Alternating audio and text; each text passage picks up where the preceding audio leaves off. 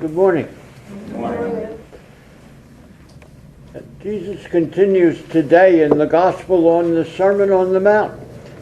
And he talks about having two masters, that you can't serve two masters at one time because you'll love one and hate the other.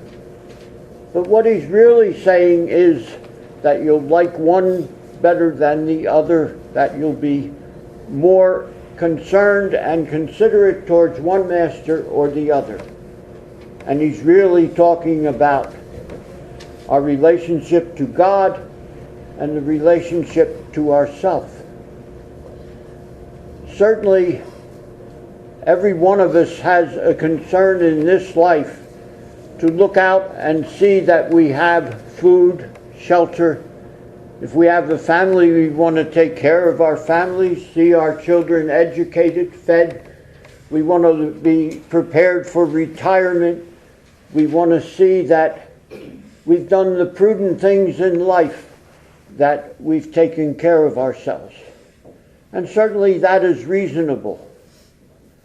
But our faith tells us too that we have to put our trust in God, that we can't get overly concerned with ourselves.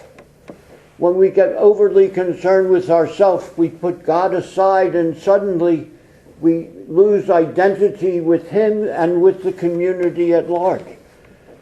God becomes almost second place.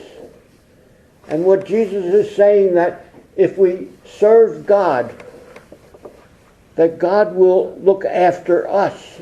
Certainly we do the prudent things in our life to take care of ourselves, but God will overlook us and make sure that what happens in our lives will work out for the best for us. All of us know that life is not smooth sailing. There are always going to be bumps.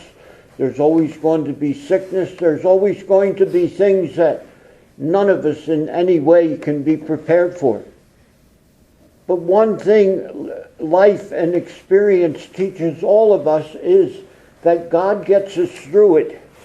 Through our prayers, through our belief in Him, somehow, some way, we get through it. Maybe not the way that we would want it, but we always come out in a way that we still remain faithful to God. And that faith we have to realize faith is like being in a dark room. To get out of that dark room, it's a very tentative thing to feel our way. It's moving in darkness. But Christ is saying, if you have faith to follow Him and listen to His voice, that you get through that darkness. That faith takes us and leads us to God. And that is how we serve God, by following our faith, following that path, following that voice of Jesus, leading us through life to His Father. In this way, if we have a faithful life, we remove the fear, we remove the worry about the concerns of daily life if we've taken those prudent steps to live our life. In the world today, when we see all the disasters and wars and things going on, we still see that these people have other people reaching out to them because of the faith other people have in God.